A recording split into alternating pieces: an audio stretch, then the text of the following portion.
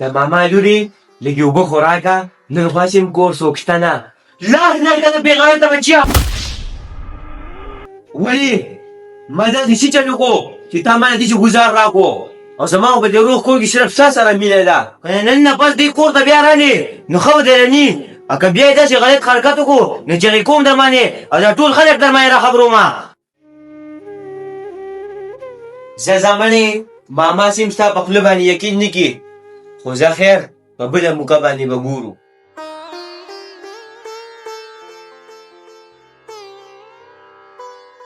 واصفه بچیه څه کې زه خو غم لتلی ومه کور نه وم د اوس رالمه واصفه بچیه راځه لږ بدمه شي اوبه مو به وڅښې نه نه مامي لاړم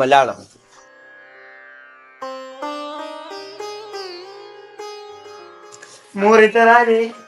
او بچې اوس رالمه ته ولې جاړې ولې خیر دی مورې دا واصف ته نن نه پس دې کور ته پرېږده دی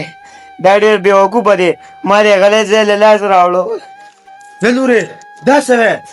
د ده دا جرات ستا بد ځای له لاس در وړو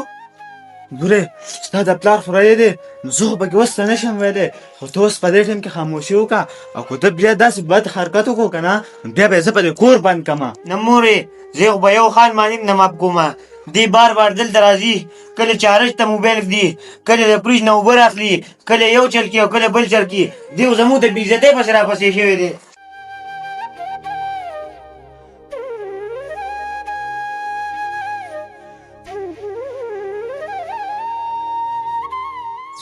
یا ښځې هغې غم لتلی وی او سړیا وزر لختلی ومه او زه تا ته یو خبره کومه چې زه کور نه یم او ته کور نه نو ستا د دې خورایي څه کار دی چې زموږ دې کور ته راځي اها بله خبره دی زموږ کور ته نن راغلی و د ماشوم یې کاغذ حرکتونه کړي دی ته مهرباني وکړه ده ته ووایه چې زموږ دې کور ته نه راځي چې زه کور نه یم ته کور نه نو ده څه کار دی چې زموږ دې کور ته راځي دی خو زموږ دې کور ته د راتلو بهانې ګوري ښه د ده دا جرات نور زه ځان نه بېعزته کوم لکه دې خورایي شته څه چل کوې ماما جي دا خو زموږ دا بجلي لږه کمزورې ده نو دا موبایل مې دلته چارج له راوړو موبایل دې راوړو هلکه واصفه یو خبره درته کوم په کولا غوږونه یې واوره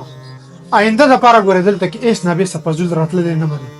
نن خو رالی خو ګورې بیا زما په دروازه فضول داسې خپې کې نه دی او نن زه کور نه وم او زما ښځه هم په کور کې نه وه او ته راغلی زما کور ته یو خبره راته کوم د دې کپرۍ نه به مې دله یو ډز وباسلي کو با دیګر زما کور ته داسې فضول رالي ځکه چې د بېعزتو پته لګي نه څوک وي دا مې ماما دی څوک وي خورایې مې دی څوک وي د تره زوی مې دی او څوک وي د ترور زوی مې دی ګورې آینده دپاره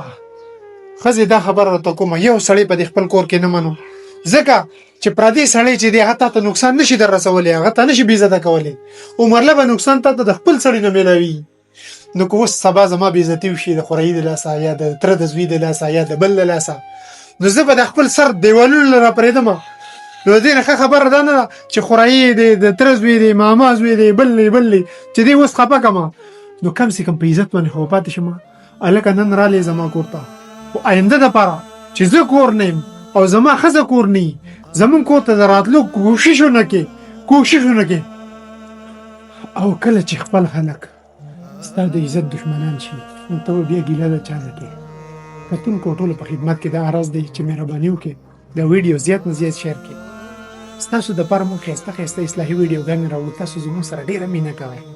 200K فالوور تقریبا زموږ کمپلیټ شوي دي صرف 4000 فالوور پکې کم دي نو لږه مینه تاسو خپله نور وښایئ پیج د سره ضرور فالو کړئ او که ویډیو مو خوښه شوي وي نو خپلو خپلوانو ته زیات نه زیات شیر کړئ زموږ پیج فالو کړئ او چینل سبسکرایب کړئ د الله په امان